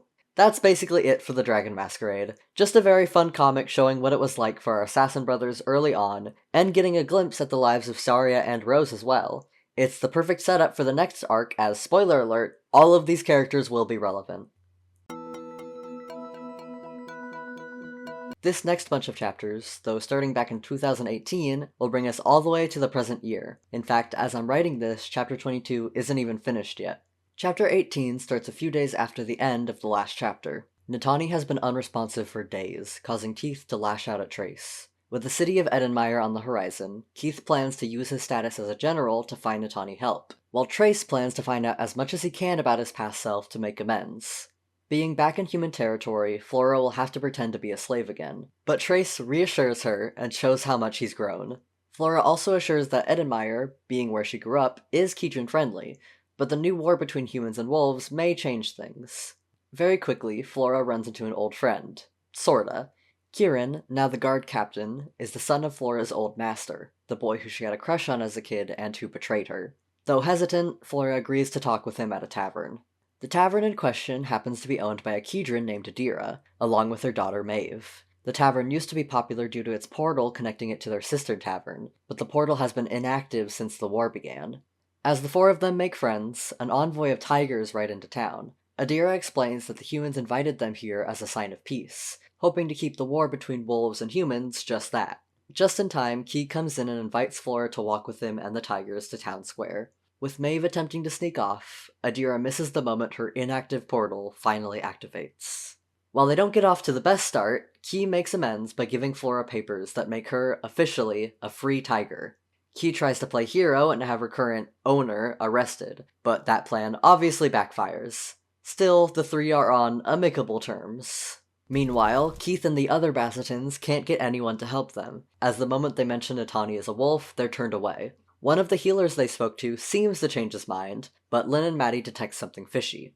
Their attackers reveal themselves to be Seraphina, a dragon worshipper, Celine, a wannabe Templar, and Landon, a lazy mercenary. The details of this encounter aren't too important, but there is something interesting here. Celine attempts to use a pheromone potion on Lynn, but it has no effect. Lynn explains that his role as a messenger was given to him because... well, there's a few different ways to read this. One is a literal sense, that when Lynn says blind to both, he means his senses are dulled, and that's why the pheromones didn't work. Though that theory seems to be disproven by looking just a few pages back. And this is a queer reading, so we're gonna go with the explanation that Lynn is asexual. The implication could also be that he's been neutered like a dog, but that's just no fun. Maddie convinces Landon to stop fighting by basically paying her off, and the Basitins are able to stop Sarah with some fun physics. Key and his guards intervene, bringing in their own dragon, Princess Rennie. Rennie handles the situation quickly, and Key secretly sends a guard to check out the wolf the Basitins have brought in. In town square, Flora attempts to talk to some other tigers to see what's going on, but she ends up getting shot down due to being, as this tiger puts it, domesticated. This is a very important moment, showing the disconnect Flora still has with her own people, and she shares a touching moment afterwards with Maeve. The gang finally meet back up with the Basitins. Maddie jokes that Trace and Keith were once lovers, which I'm only mentioning because it is my duty to point out every gay joke in this comic, but I'll also call back to it later. It's time for the festivities to begin, and while we're introducing a bunch of new characters that barely matter, we might as well finally meet Seer Braun, another member of the Master Templar. We also get a mention of his daughter, the girl we've seen watching our main characters throughout the entire story. Seer Braun announces that the Templar will begin the process of abolishing the feline slave market, but we know better by now than to take a Trace-elected Templar's word at face value. The ceremony is then interrupted as alarms break out, and Key's guard informs him that cloaked people dressed as Templars seem to be attacking. Keith rushes to the docks to check on Natani. Speaking of Natani, how is he doing? Kat has been taking care of him while Keith's away. She admits to having a bit of a crush on Natani, and shows interest in learning magic, before the fires outside begin. And then, something very important happens, but let's take a pause on that scene. Back in town, the Cloaked Templar attack from the walls. Maeve and Adira are almost harmed, but Trace saves them with the magic he's not supposed to be using. Hearing his name in the attackers' mouths, he elects to reveal his identity and demand them to stop. The attackers retreat once Rennie joins the fight as well. Flora runs to embrace Trace, leaving their relationship and Trace's identity in full view. Adira gives him her thanks, and the one Templar they were able to smack down is revealed to be a wolf. It appears the wolves devised a plan to pit the tigers and humans against each other, as well as free the wolf citizens that were being held. The real Templar and the tigers agree to help fight any wolf that remains.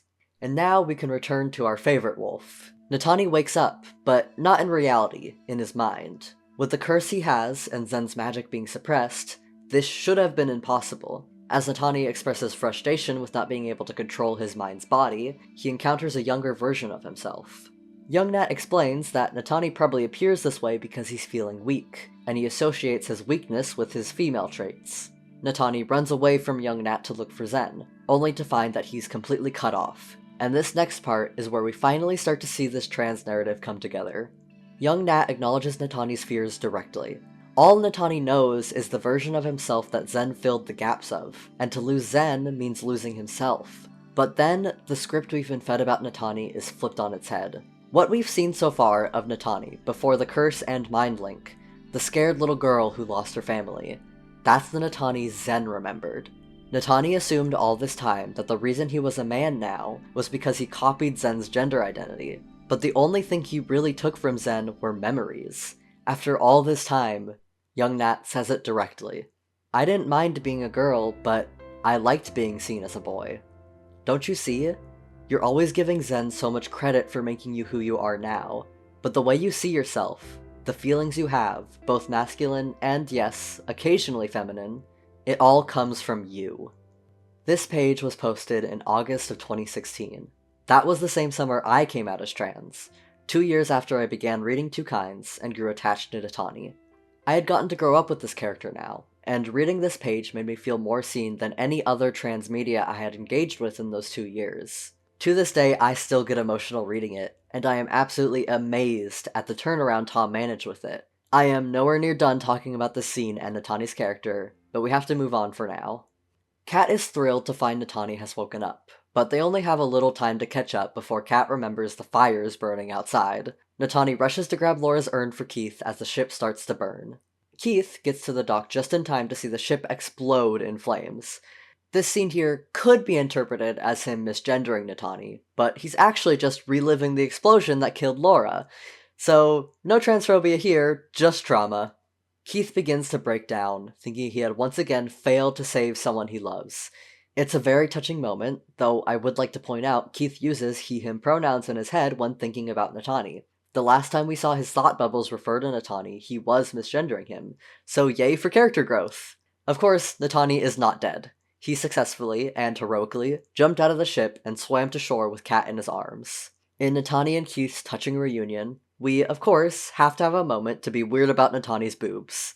Natani is forced to come out to everyone on the docks. Eric immediately misgenders him, even though he's read the same goddamn books that Kat has. Evals and Mikes are still convinced black magic had to be involved, and Evals is a chaser. You never fail me, Twokinds.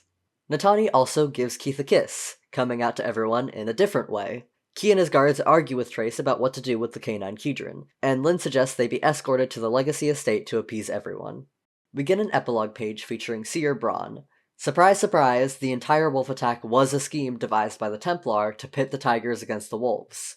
In return for his service, a mysterious wolf-fox hybrid receives an equally mysterious amulet. But we read the Dragon Masquerade, so you might already recognize him. Chapter 19, Reunions, naturally marks the return of Team B. Since they've decided to head towards Lindenall, they'll be making a stop in the same place Team A currently resides. Rain is still stuck in wolf form, though the team is adjusting to it well. Zen, meanwhile, is trying to get in contact with Natani. He hears him for just a moment, but fails to hear the full message. Also, Mrs. Nibley may be a baby dragon.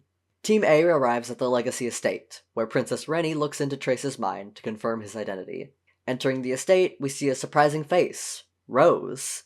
After the Dragon Masquerade and Trace and Saria's marriage, Saria employed Rose to manage their estate, where she has resided ever since. Trace assures that no one will be locked in the dungeons, except the wolf attacker that Rennie kept alive. Keith finally apologizes for lashing out at Trace, and things start to feel like they're back to normal. Natani and Keith are given the option to have their own rooms for once, but they make up an excuse to have adjoining rooms. Lynn attempts to politely remind Keith of Basitin law, but unlike when he denied Natani entry to the baths 9 chapters ago, Keith fights to stay with Natani. Now that they're out of danger, Kat gives Natani his finished robes, along with an extra gift I like to call Schrodinger's lingerie. They haven't come up again in the comic yet, but I'm sure Tom won't forget about them. Keith and Natani get drunk and catch up, and Natani expresses more confidence in his body and mind. He even starts to sound like Evolz, back when Mike was magically transformed. And for the first time ever, the two willingly share a bed together. Speaking of Mike and Evolz, they're officially free Kedron. Eric pays them for their services and apologizes for the way he treated them. In the morning, Team B finds themselves stuck in a strange force field around their camp. A suspicious man named Carver says he aims to kill them and sell their bodies, but Rain sees through his lies.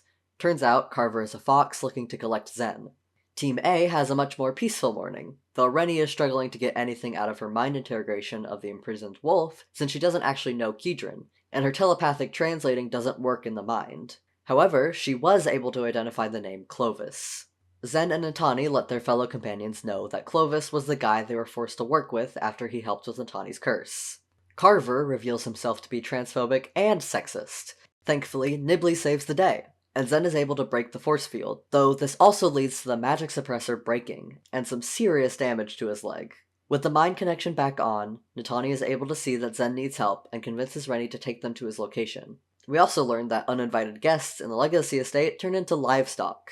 Flora talks to Scythe for the first time since they split up, and Scythe makes the funny assumption that Natani is the father of her child. Also, Kedron pregnancy only lasts 3 months. Also, all of the events of this comic have occurred in a 3-month period. We get some lore about dragons, which is fun, but not really important. Just know that Rennie is only royalty by human standards, and she's also very young by both human and dragon standards. Rennie uses a teleportation device to bring everyone back to the Legacy Estate. With all of our main characters together in one place, Euchre of course has to make his own appearance, much to the dismay of Rose. Euchre explains his motivations for keeping Trace away from his past, ending the chapter with a warning to especially keep him away from the 3rd floor. Chapter 20 is a fun chapter exploring what different characters are getting up to in the estate. We start with Zen, who's bedridden but recovering well from his leg injury. Zen thanks Kat for all she's done, both for him and Natani. And folks, this page marks the end of an era, as Keith is now being drawn with whites in his eyes. Probably the best choice for stylistic consistency, but I did always kinda like his less defined eye look. As the brothers catch up, Natani once again confirms he has no plans to detransition. The two of them have an awkward argument about Natani and Keith's relationship, the perfect time for Keith to make his entrance. Maddie and Karen are having their own time in the spotlight this chapter, but we'll get to them in a bit. For now, Trace decides to ask Rose for some details about his past, and she agrees to help once she understands his motives. Rose is pretty shocked and humored to learn about Trace and Flora's relationship, and she lets her true self come out in front of this new version of Trace. Ignoring Euchre's advice, Rose takes Trace to his old study, and she gives him his own gate key to teleport to the estate in an emergency. Their time is cut short as Rose senses someone is in a forbidden part of the estate. In a panic, Rose convinces Trace to lift any restrictions he once had on her, letting her access all of the estate. Meanwhile, Mike and Evolz are taking the time to enjoy their new freedom, but Mike doesn't seem as thrilled about it as Evolz does. He compares his situation to Trace and Saria, a very normal heterosexual thing to do. Flora tries to warn Evolz about what it's like to go home after being a slave, but he's not worried about it. Though Mike breaks his positivity when he explains why he can't go with him. Speaking of characters with dubious sexualities, we can now talk about what Maddie and Karen are up to. It starts in the morning when Karen tries to touch Maddie's ears, much to Maddie's dismay. Maddie is absolutely a queer-coded character, but there's more to it than just her being embarrassed by same-sex relations. Maddie leaves to try to map out the estate, but Karen ends up following her. After accidentally insulting her, she chases Karen down in anger. They find themselves in front of an unseen door with a strange statue of a lizard folk. When they attempt to open the door, the lizard statue awakens and attacks. With Rose's restrictions removed, she's able to teleport them out of danger, temporarily putting them in a dungeon. Maddie gets quite down on herself for not being able to handle the Guardian, reflecting on how she can't live up to her mother's legacy and physique. She also reveals that she's in fact 17, not 13 like she told Flora many pages ago. This is why she was so enamored by Keith, and why she decided to sneak off and follow in his footsteps as an ambassador. As she breaks down in tears, Karen gives her a hug. So Maddie is queer. And I'm not saying Karen and Maddie are necessarily gay. Tom may go down that path, but they're also fine as friends. I'm just saying, when I encounter a character who's failed to live up to the expectations of their family, and is comforted by their same-sex friend who pages before engaged in what would culturally be considered homosexual behavior, I call that queer coding, but maybe that's just me. Anyway, back to the straights. Team B plans to head to the beach room for some relaxation, with Marin wearing the clothes of Saria. Rain's rather hesitant to join them, as she's experiencing some new wolf problems. Red convinces her to talk to Rose and see if she can help. Rose is actually very kind to Rain and agrees to help, but it won't be easy. They begin training with a Kedron slave collar, which Rain puts on a bit too quickly for Rose's liking. Regardless, the collar is supposed to give her something to focus on to motivate transformation.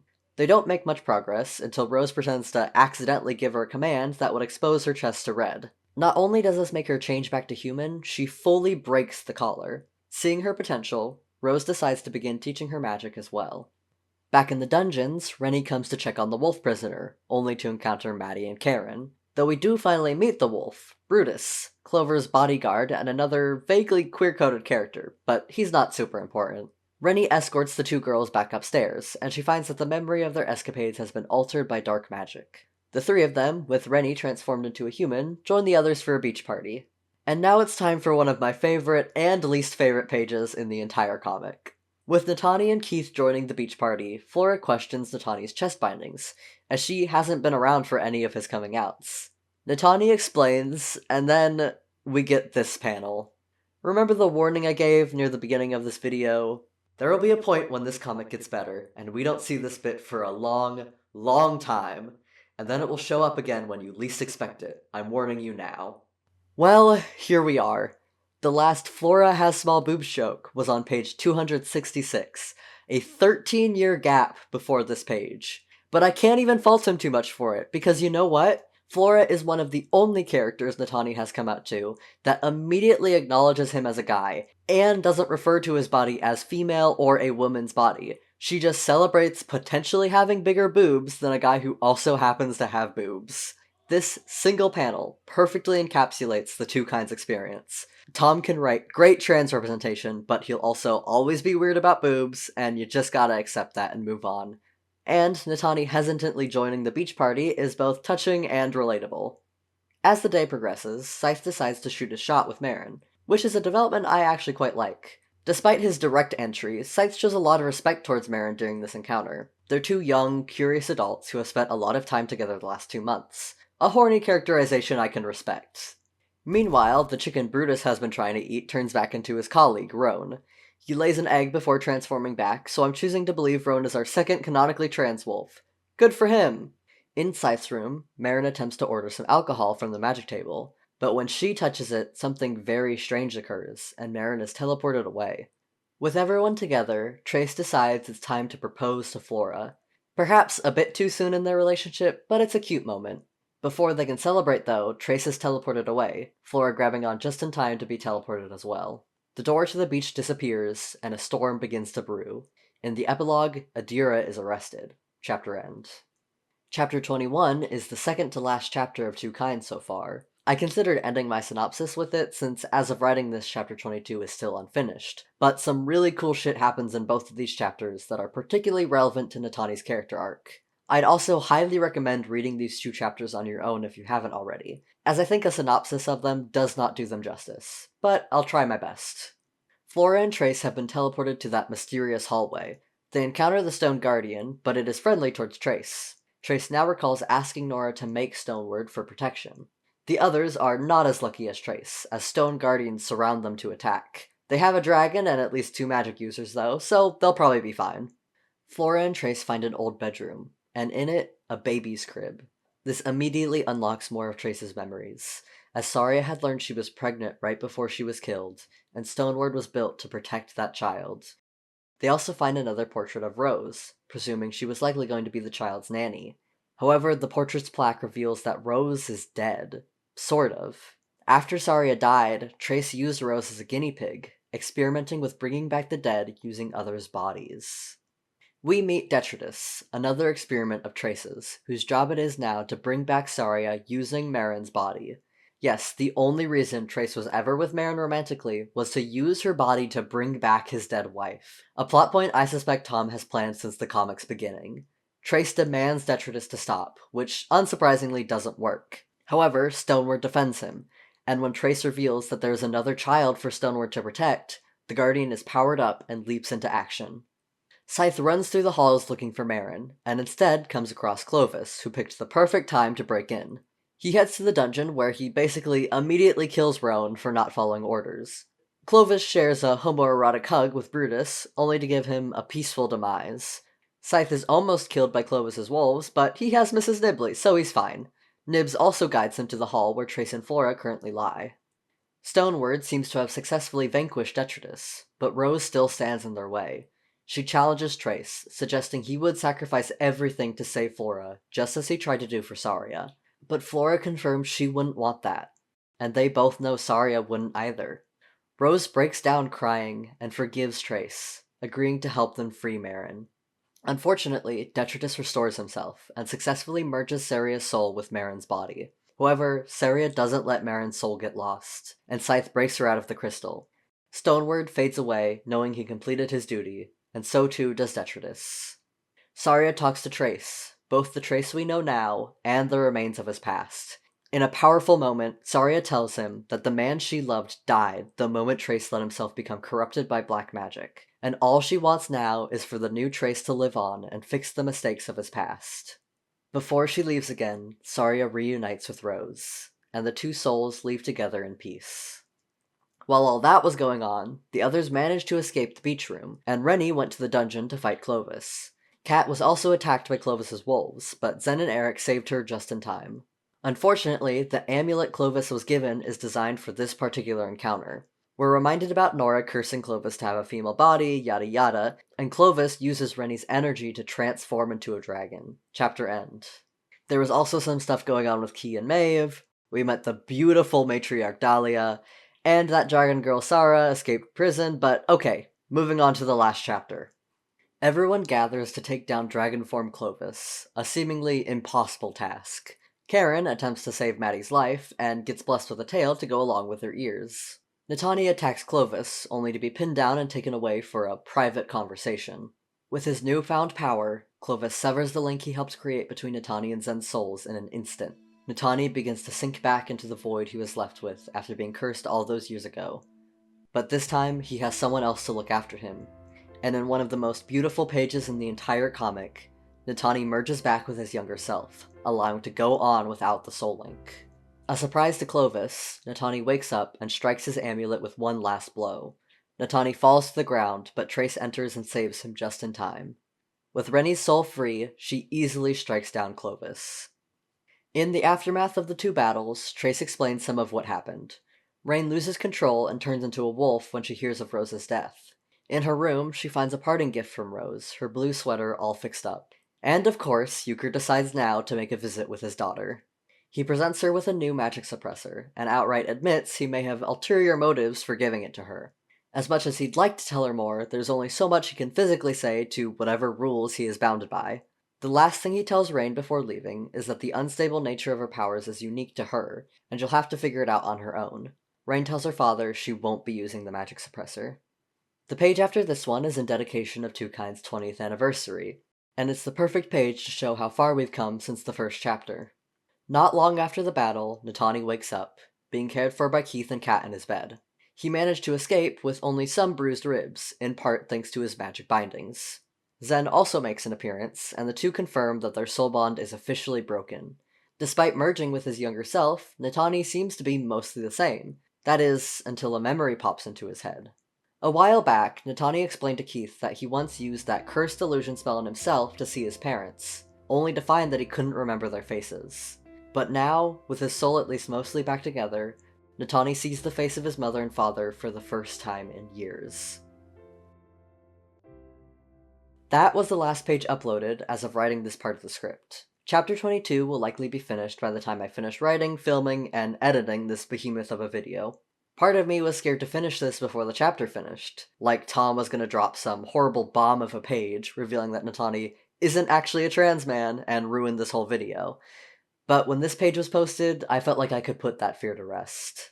I encourage you to go read the entirety of chapter 22 and onward yourself, or read the whole comic if you got the time for it. But for now, stick with me for a little while longer, as I still have plenty to say about Twokinds. If you're watching this video, you probably fall into at least one of two groups, part of the LGBTQ+ community, or part of the furry community. I myself fall strongly in the first group and vaguely in the second. But, for the purpose of this segment, I figure I should embrace the subject matter of this video and take on an avatar. Ta-da! I tried to mimic Tom's art style a bit, which was a pretty fun exercise, but of course, I don't have the 20 years of experience he has. Now, before we talk about the queer parts of Twokinds, let's review it in a general sense.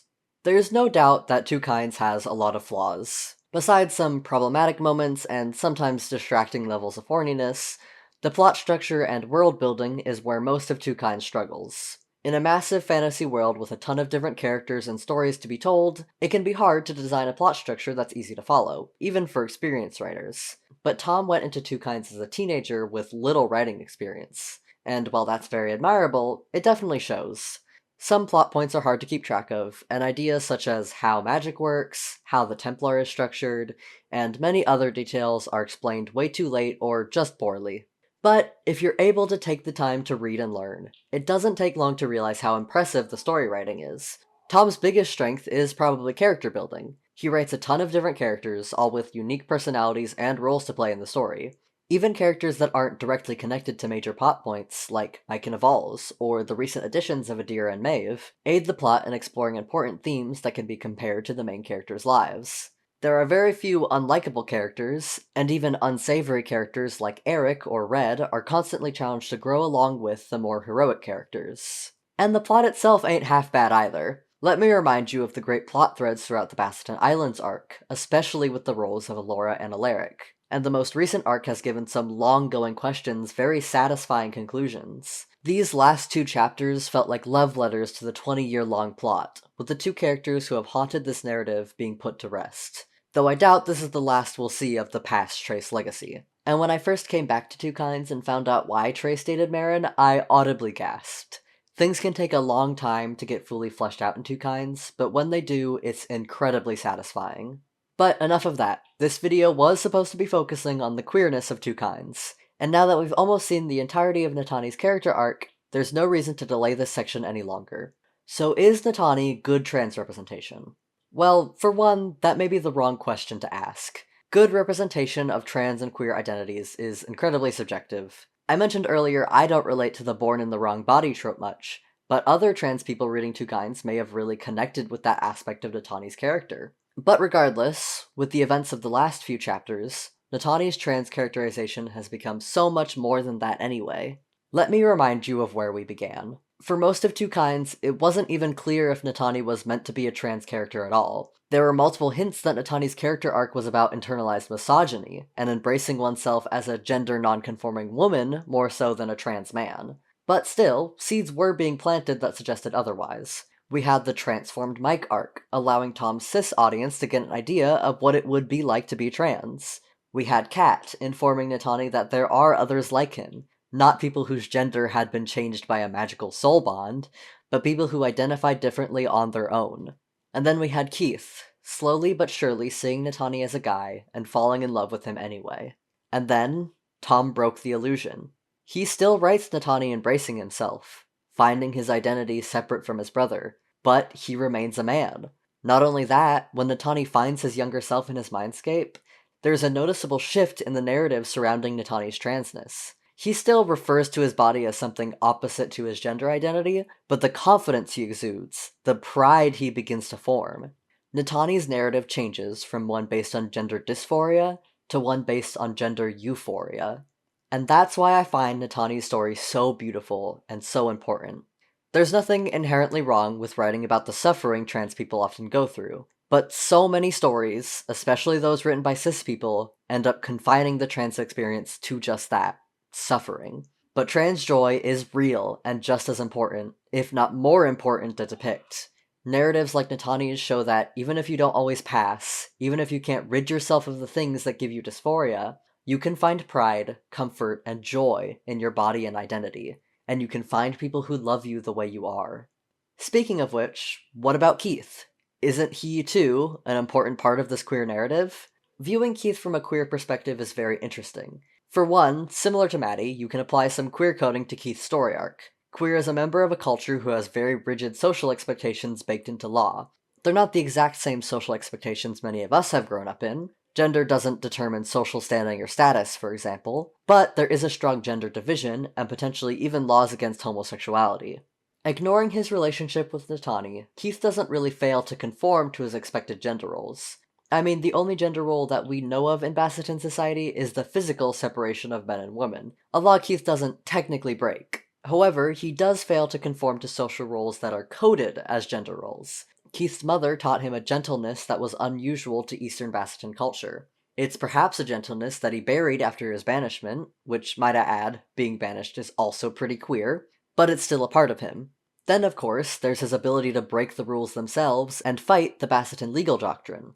Let's not forget about Alaric. I don't believe Keith ever had feelings for Alaric himself, and Alaric's devotion to Keith doesn't need to be romantic, but Alaric's flirtatious rule-bending and obsession with righting the wrongs of Keith's banishment are absolutely queer-coded.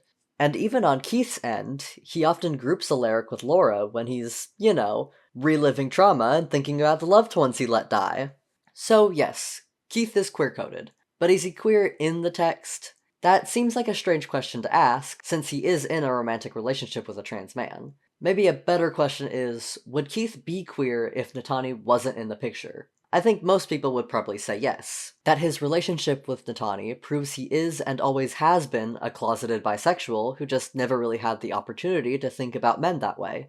This is a completely valid interpretation, but to me, Keith is also a great example of how sexuality can be fluid. He is a guy who has always been sexually and romantically attracted to women, and until Natani has probably never experienced attraction towards another man. And yet, with the right circumstances, he fell for a guy. I honestly feel like a lot of straight people could have something similar happen to them. The institution of gender roles is fragile, and when it comes apart, so does the institution of heterosexuality. Does this make Keith bi, heteroflexible? I don't know. This is a fantasy world where these labels probably don't exist. Call him whatever you like.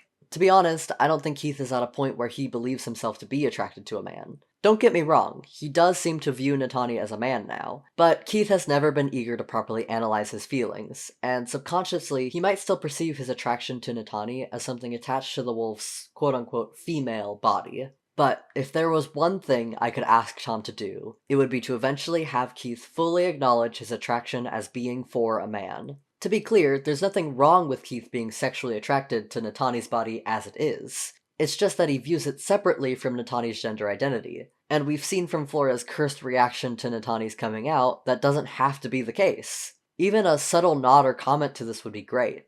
In fact, remember Schrodinger's lingerie? Imagine a scene where Natani finally has the guts to put on the lingerie for Keith, and Keith responds with some stupid comment like, "I never thought I'd be attracted to a man in lingerie." And then you could draw a parallel to Keith and Natani's second/third kiss, with Natani getting a rush of gender euphoria, and I'm just writing Twokinds fanfiction now. As we've noted before, queer coding in Twokinds doesn't end with Natani and Keith either. In fact, let's take a look at the Pride drawing Tom did again. This drawing came from a sketch request, but only some of these characters were requested. Alaric and Lynn were specifically added by Tom. We know why Alaric's here, but this basically confirms that Lynn is in fact meant to be asexual. One could even argue that Flora and Trace's relationship, as well as the entirety of Twokinds, has queer-coded messaging. This was definitely not intentional. In fact, it's important that we don't diminish the fact that Twokinds is a racial metaphor first and foremost. But I do think this panel from when Maddie joked about Trace and Keith being gay lovers says it all. This to me reads as Tom making the connection between same-sex and interspecies, or interracial, relationships. And Tom has recognized this to some extent for a while. Remember, Trace's relationship with Flora and Keith's relationship with Natani often act as foils to each other.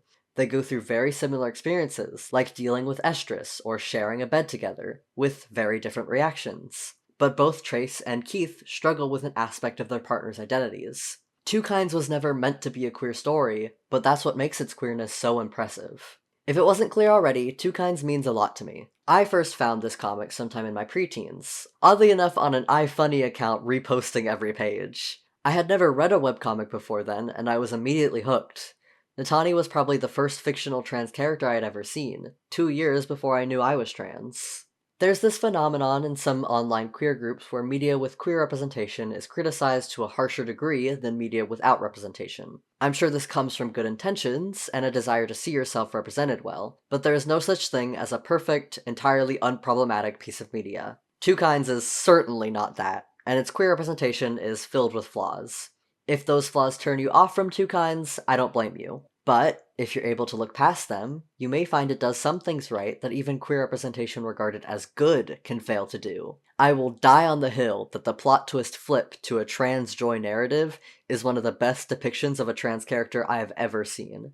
I'll take a million weird comments about boobs for more content like that. And the fact that this all started 20 years ago, when Tom was 16, I want you to imagine creating something at the age of 16 and sticking with it in your 30s without wanting to throw it in the trash. You know this isn't the first video on my channel, because when I was 16, I made an animatic for an incredibly embarrassing ship and a fandom I'm no longer in. That video has over 100k views, and I hate it. I had it set to private before I started making this one, but after reflecting on what Tom has done, I decided maybe even that little video has value. Maybe we should all strive to embody the younger version of ourselves that had the guts to put themselves out there and just unapologetically create. And if you think I'm being a bit too profound for the end of a video about a horny furry webcomic, then you haven't been listening. Thank you for sticking with me through this journey exploring one of my favorite webcomics. I've wanted to make long-form video essays like this for years, so I know this video would make 16-year-old me happy. And I have no plans on stopping with this one. I have a few ideas I want to explore, including a video reviewing every adaptation of my favorite book, Watership Down. And if you like webcomics, I'd also love to do a series of probably shorter videos reviewing my favorite, actually made-to-be queer webcomics. So subscribe if any of that sounds interesting to you. I also have socials, but they're all empty right now. Okay, goodbye!